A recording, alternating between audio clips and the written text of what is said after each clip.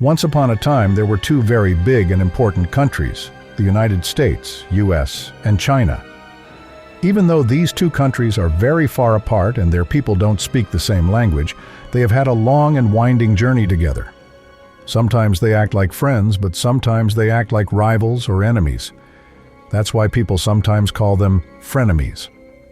Let's find out how they became global frenemies and what it means for the world. A long time ago, the US and China didn't talk to each other. They weren't friends at all. In the 1970s, the leaders of both countries thought they should try to get along better.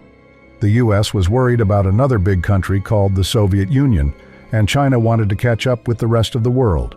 So President Richard Nixon from the US traveled all the way to China with a man named Henry Kissinger. This was very big news. They met with China's leader at the time, Chairman Mao. They shook hands, smiled, and promised to work together. Nixon even said their meeting was the week that changed the world. He was right. The US and China started talking and making new plans to help each other. After they met, things started to change.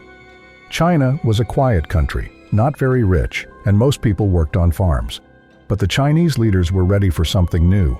Another important leader named Deng Xiaoping wanted China to grow and get stronger. So he opened up the country to the rest of the world. He encouraged people and companies to work hard and try new things. American companies started moving to China because people there worked hard and things cost less. Soon, toys, clothes, shoes, and even computers made in China started showing up in US stores. People in China also became more interested in things from America, like hamburgers, movies, and basketball. The two countries were trading a lot. China even joined a special club called the World Trade Organization in 2001. This made it easier for them to buy and sell things with the whole world, including the US. The more they traded, the more connected they became. As China became richer, people wanted to learn about American life. Kids watched American cartoons and movies. They listened to American music and wore shirts with English words on them. Some children even dreamed of visiting New York or going to Disneyland.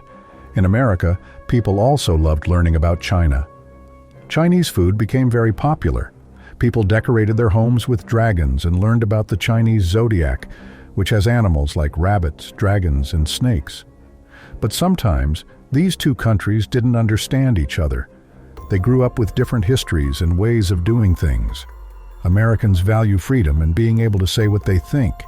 In China, people believe it's important to work together and keep the country safe. These differences made friendship a little tricky.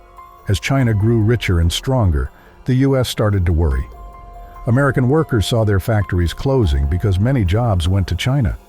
Some people in the US thought that China wasn't playing fair. They worried that China copied American products or used secret tricks to get ahead. But on the other hand, lots of companies from America made a lot of money selling things in China. So it was complicated. They needed each other, but they didn't always agree. One big problem that started was about technology. Technology means things like computers, the internet, and phones. The US and China both wanted to be the best at making new gadgets. American phones and websites were famous around the world, but soon China had their own cool companies like Huawei and TikTok. People in the US started to worry that their secrets and data might not be safe with Chinese technology. They made rules to stop some Chinese companies from selling in America. China thought this was unfair and was not happy about it. Both countries wanted to win the tech race. They wanted to invent new things and protect their own companies. This made the US and China act less and less like friends. There were other arguments too, especially about different places in the world. In Asia, there is a small island called Taiwan. China says Taiwan belongs to it, but the US wants Taiwan to choose its own path. This makes China upset. Both countries also try to make friends with other places like Japan, South Korea, and Australia so they can be stronger. China started a giant project called the Belt and Road Initiative. They wanted to help build roads, bridges, and schools in many other countries. The US watched carefully because they did not want China to get too powerful in those faraway places. A few years ago, when Donald Trump was president, he was upset that the US was buying so many things from China. He said it was not fair and started a trade war. A trade war is when two countries make it harder for each other to sell things by charging extra money, called tariffs. If someone in America wanted to buy a toy from China, it started to cost more money. If someone in China wanted to buy food or gadgets from the US, those cost more too. People on both sides noticed the changes, and some businesses had trouble. Even though President Joe Biden became president after Trump, these problems did not go away. Now, both countries are trying to make more things by themselves instead of depending so much on each other. But it is really hard to stop everything because they are connected in so many ways. Americans and Chinese people sometimes trust each other and sometimes do not. In America, some people worry about China being too strong. In China, some people worry that the US does not understand them. This can make problems seem even bigger. Even though there are problems, many people still like each other's food, music, and culture. Basketball fans in China love to watch NBA games. Kids in America love to play with toys made in China. Some friends in both countries video chat, play games, and study together online. Sometimes, people in both countries think about the things that make them different. But sometimes, those differences make life more interesting too. Even though the US and China do not always get along, there are big problems that they have to solve together. For example, the Earth is getting warmer, and both countries make a lot of the world's pollution. They have to work together to clean up the air and protect nature.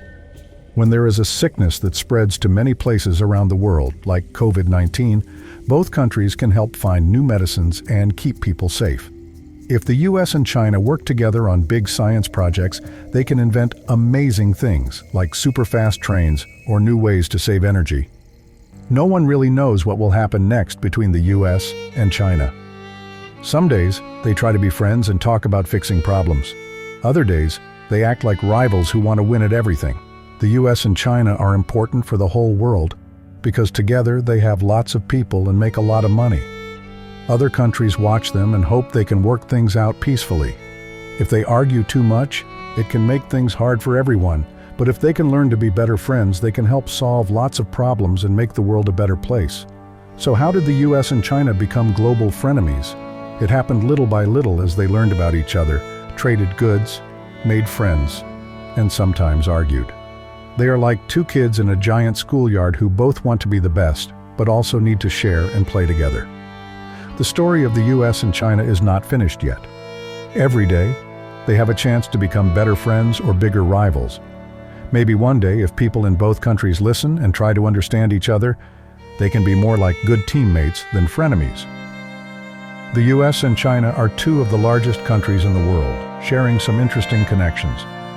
People in both nations enjoy basketball, hamburgers, and video games. Every year, millions of toys and clothes made in China are exported to America, while many American movies are shown in Chinese theaters. The term frenemies is often used to describe the complex relationship between the two countries, highlighting how they can be both friends and rivals at the same time. Even if you come from a different country or speak a different language, you can still learn from others. It's good to work together and find things you have in common. Sometimes you will have disagreements, but listening and sharing is very important. Maybe you and your friends can teach the grown-ups how to be good neighbors, even if you don't always agree. And that's the story of how the US and China became global frenemies. Will they become best friends or stay rivals? That's up to them and maybe all of us too.